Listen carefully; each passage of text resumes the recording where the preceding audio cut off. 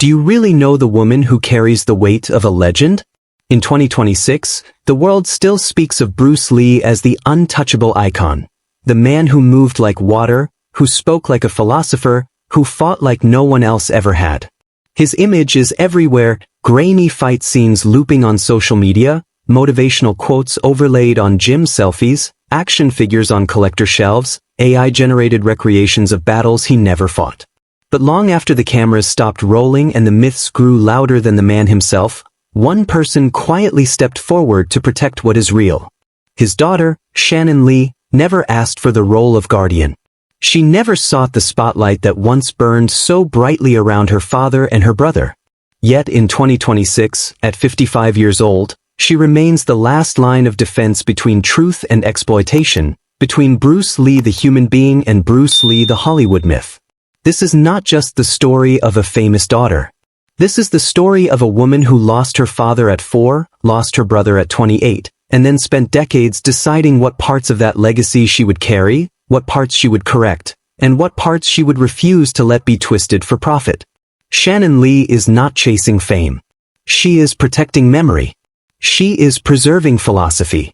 She is making sure her father's voice, his real voice, still reaches people who need it most. She is the last guardian of a legend, and her work has never been louder or more important than it is right now. Shannon Lee was born August 19, 1969, in Los Angeles, during one of the most electric periods of her father's life. Bruce Lee was no longer just a martial arts instructor. He was becoming a global phenomenon. His Hong Kong films were breaking records. Hollywood was finally noticing. His philosophy of self-expression, adaptability, and personal freedom was spreading far beyond dojos. Shannon arrived into a world already shaped by movement, cultural collision, and relentless ambition. She is the younger sister of Brandon Lee, born in 1965, who would grow up to follow their father into acting before his life was cut short in 1993 at age 28. The bond between Shannon and Brandon was deep, forged in shared childhood spent between Los Angeles and Hong Kong, in the strange privilege and isolation of being Bruce Lee's children. They moved constantly, absorbing American and Chinese traditions side by side. They spoke English at home, Cantonese with family, watched their father train, listened to his late-night conversations about life and art. Those early years gave Shannon a bicultural identity that shaped everything she would become, someone who could navigate East and West, tradition and innovation, silence and expression. She remembers the smell of incense in Hong Kong apartments, the sound of her father's voice calling her name, the way Brandon would tease her gently then pull her into his lap to watch cartoons. They were kids in a whirlwind, but they had each other.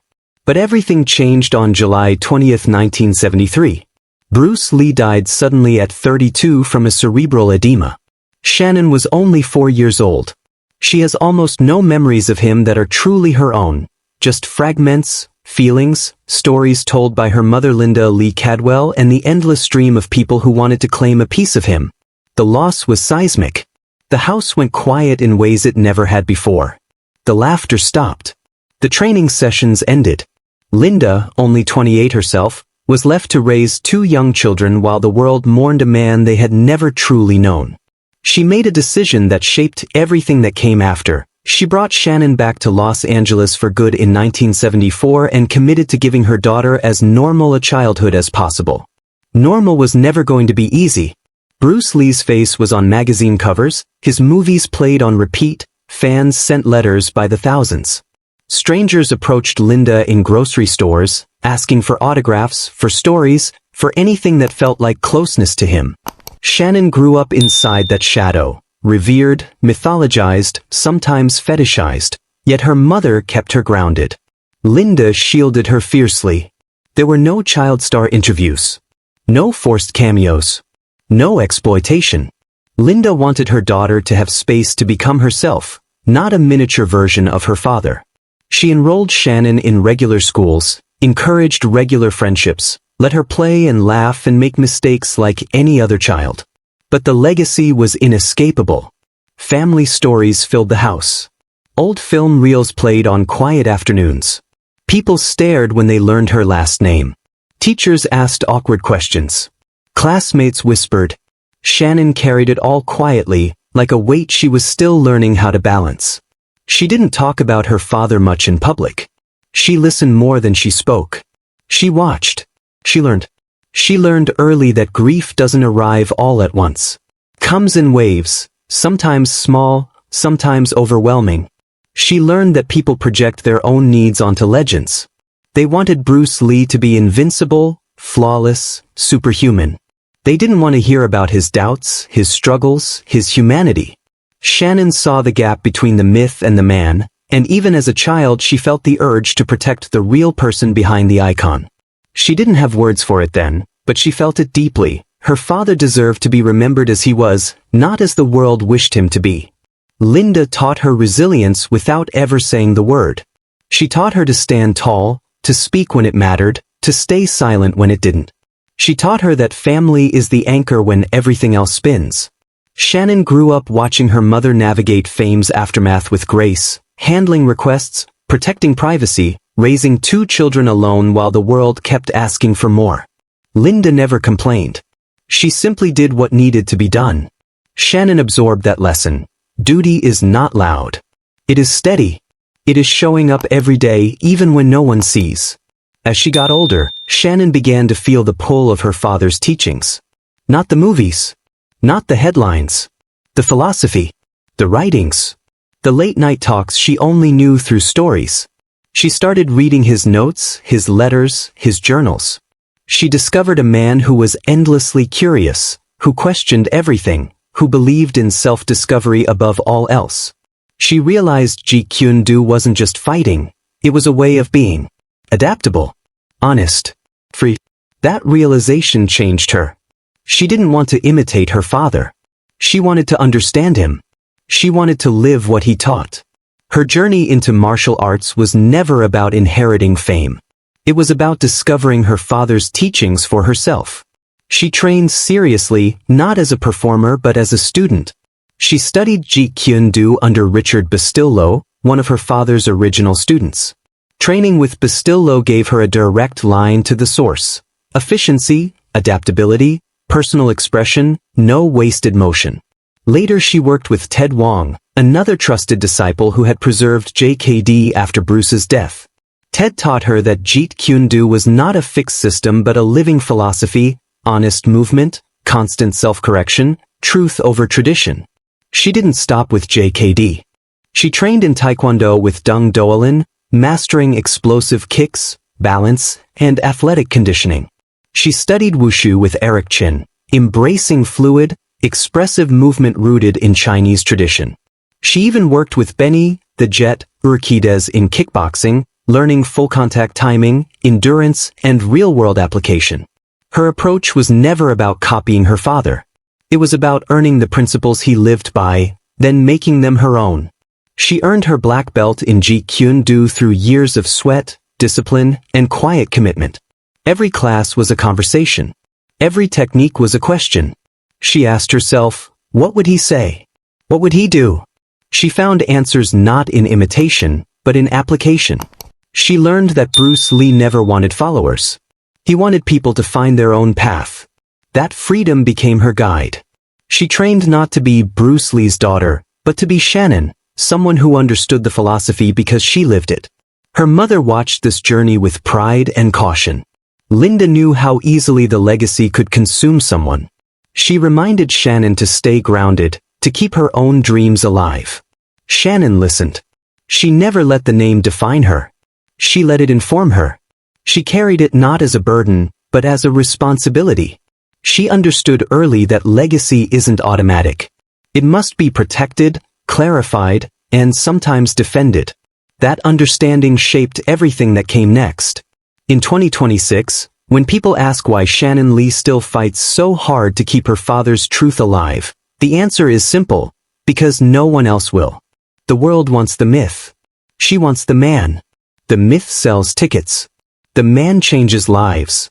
She chooses the man, every day, quietly, relentlessly.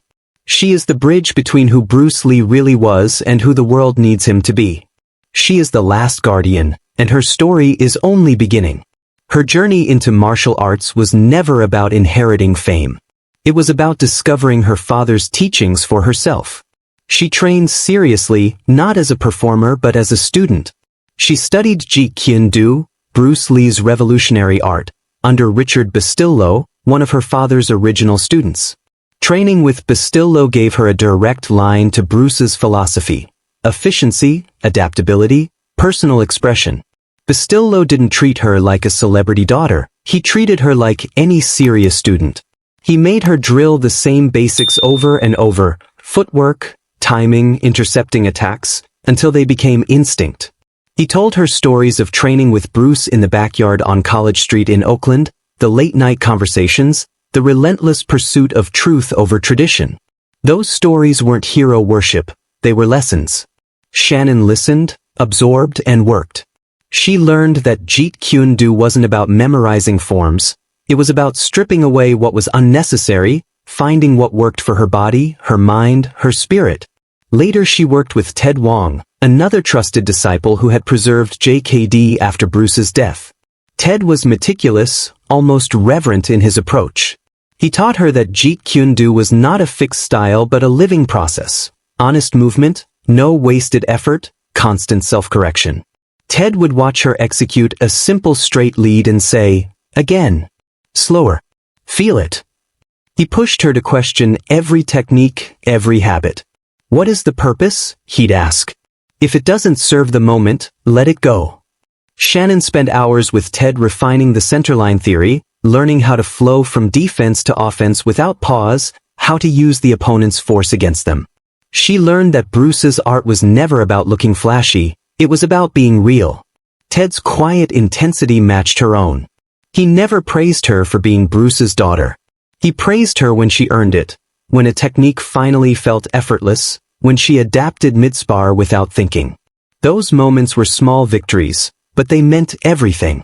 Shannon didn't stop there. She trained in Taekwondo with Dung Doalin, mastering powerful kicks, balance, and explosive athleticism.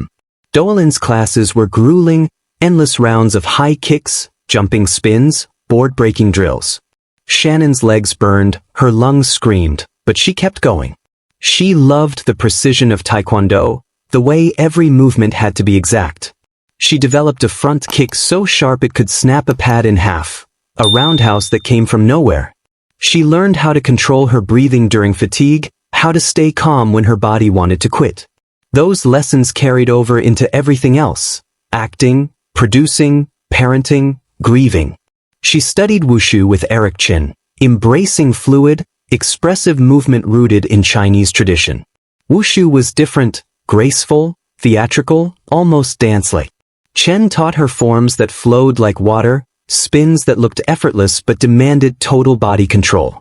Shannon discovered beauty in the discipline. She learned that martial arts could be art as much as combat. The elegance of a butterfly kick, the power behind a sweeping leg, those movements reminded her of her father's screen presence. Bruce had always blended aesthetics with function. Shannon felt that connection deeply. She even trained in kickboxing under Benny, the Jet, Urquidez, learning full-contact timing, endurance, and real-world application. Benny was a legend in his own right. Fast, relentless, fearless. His training was brutal, sparring rounds that left bruises, pad work that pushed her to exhaustion, lessons in distance and countering. Shannon learned how to take a hit and keep moving, how to read an opponent's rhythm, how to end a fight before it began. Benny respected her commitment. He never went easy on her. He pushed her harder because he knew who her father was, and he knew she wasn't there to coast. Those sessions taught her resilience in the most direct way. Pain is temporary, quitting is forever. Her approach was never about mimicking her father. It was about understanding the principles he lived by, then making them her own. In the late 1990s and early 2000s, as she prepared for action roles, her training intensified. She wasn't chasing stardom, she was preparing to represent the family name with integrity. Every kick, every punch, every block was a conversation with her father's legacy. She earned her own black belt in Jeet Kune Do, not as a gift but through years of sweat and discipline.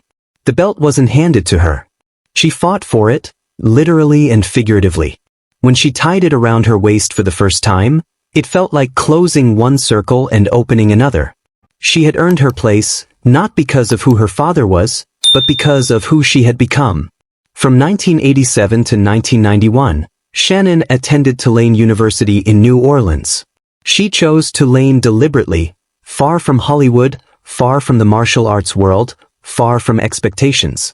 New Orleans, with its music, culture, and artistic energy, gave her room to breathe.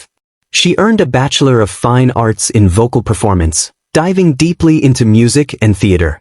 She trained rigorously in voice technique, breath control, musical interpretation, and stage presence. She performed in musicals, operas, concerts, learning collaboration, emotional depth, and the vulnerability of live performance. The stage became another kind of dojo.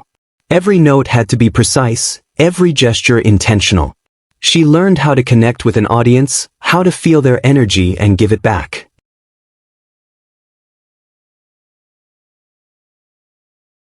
Those years at Tulane were transformative. They gave her independence, confidence, and a sense of identity separate from her last name.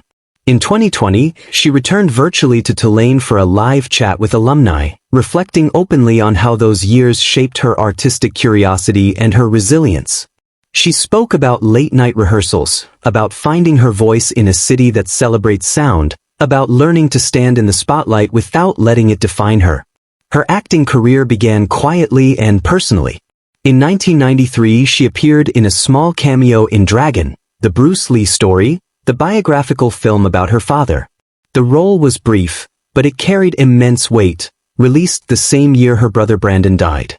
Brandon's death on the set of The Crow, an accidental shooting with a prop gun, shattered the family. Shannon has spoken little about the pain publicly, but those who know her say it fundamentally changed her. She has carried that grief privately, while turning it into purpose.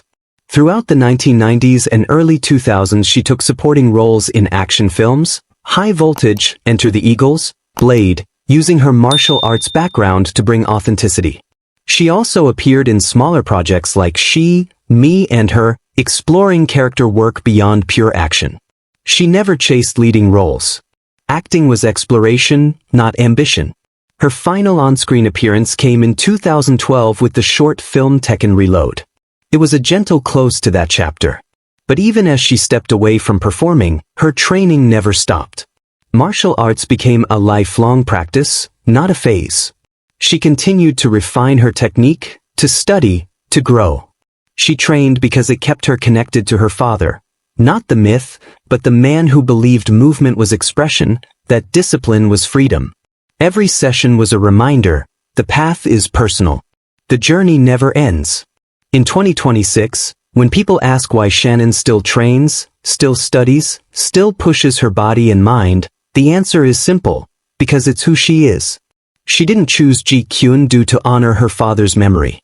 She chose it because she believes in what he believed, that true strength comes from knowing yourself, adapting to the moment, and never stopping the search for truth.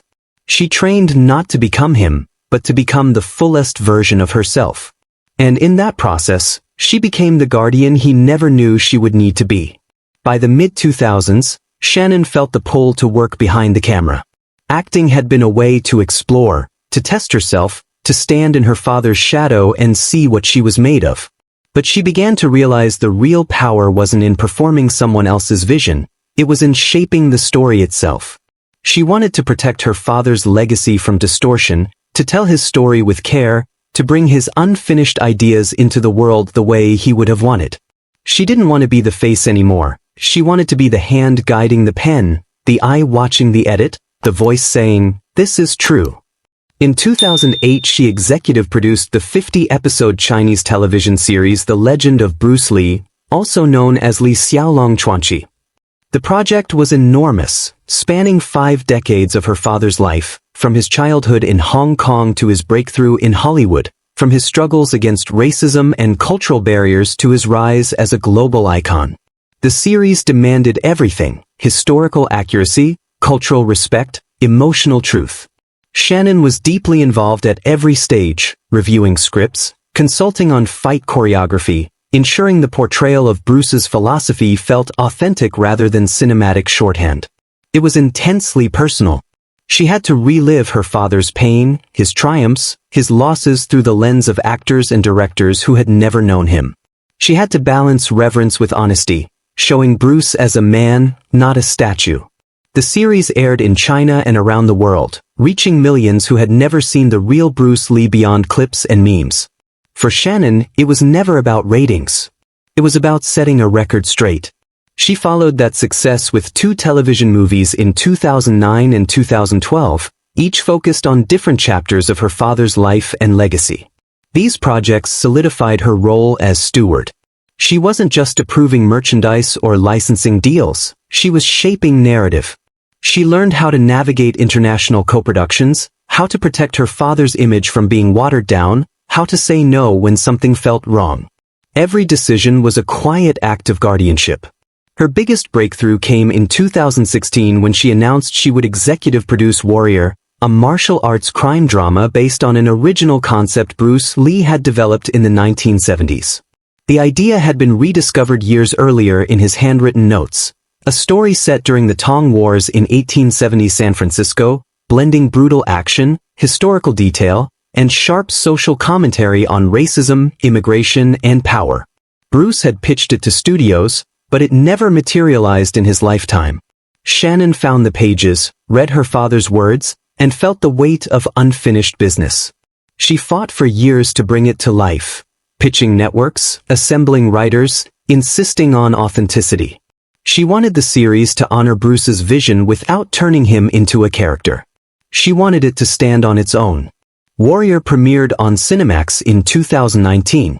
The show was raw, intense, visually stunning, full of intricate martial arts choreography, layered characters, and unflinching looks at history. It earned a passionate following for its action and its substance.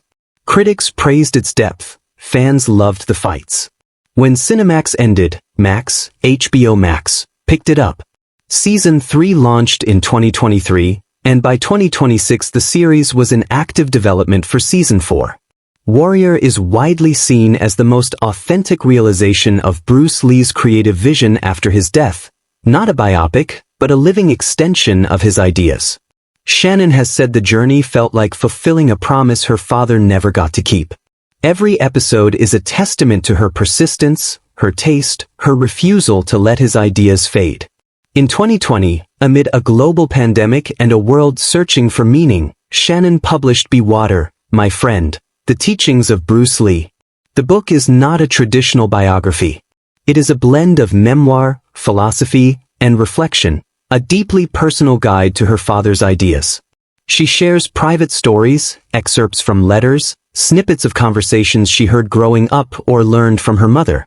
She humanizes Bruce Lee, showing him as a father who read bedtime stories, a husband who wrote love notes, a seeker who questioned everything. She expands on his most famous philosophy, Be Water, exploring how adaptability, self-honesty, and constant growth shaped her own life through loss, grief, and transformation. The book is intimate. Shannon writes about the pain of losing her father at 4, the devastation of losing Brandon, the long process of finding her own path. She shows how her father's teachings helped her navigate those moments, not as a magic cure, but as a framework. Be Water, My Friend became more than a quote, it became a practice. She writes about letting go of rigid expectations, about flowing around obstacles, about finding strength in flexibility. Readers found the book during a time when many felt stuck, pandemic isolation, uncertainty, grief. It resonated. It sold steadily, earned praise for its honesty, and became a quiet bestseller in the self-help and philosophy spaces. It remains one of the most direct ways people can meet Bruce Lee the thinker, not the icon. Through all of this, producing, writing, advocating, Shannon has never stopped training. Martial arts is still part of her daily life. She continues to refine her Jeet Kune Do, to spar, to teach when asked. She does it quietly, away from cameras. For her, the practice is meditation, connection, remembrance. Every session is a dialogue with her father, not about becoming him, but about living what he believed, that true mastery is endless learning, that strength is found in vulnerability, that life is movement. In 2026, when people ask why she keeps going, why she fights for authenticity, why she turns grief into art, why she refuses to let the legacy become a caricature, the answer is simple: because it matters. Because her father's ideas still change lives. Because she promised herself, and him, that the truth would not be lost. She is not preserving a museum piece. She is keeping a living philosophy alive. One story, one book, one season, one conversation at a time. And she does it with the same quiet determination she has carried since she was 4 years old, standing in the silence after her father was gone, deciding to carry his light forward. She also co-wrote the 2016 comic Bruce Lee, The Dragon Rises, reimagining her father in a mythic action fantasy narrative for younger fans. Through the Bruce Lee Family Company, which she leads as CEO, and the nonprofit Bruce Lee Foundation, where she serves as president, she oversees licensing, media, education, and Camp Bruce Lee, a summer program teaching kids confidence, mindfulness, and resilience. Her advocacy for gun safety on film sets is deeply personal. After Brandon's death in 1993, she has pushed for mandatory training and safer protocols. The 2021 Rust tragedy, where cinematographer Helena Hutchins was killed, reopened old wounds. Shannon called for banning real guns on sets, arguing modern effects make them unnecessary. In 2023, she endorsed editorials demanding change, refusing to let preventable loss be forgotten.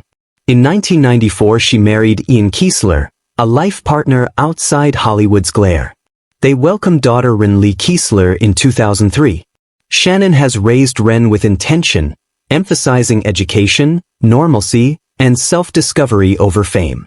Ren now attends Tulane, echoing her mother's path. Shannon occasionally shares family moments on Instagram, Mother's Day photos with Linda, Ren, and herself, always emphasizing love, not spectacle.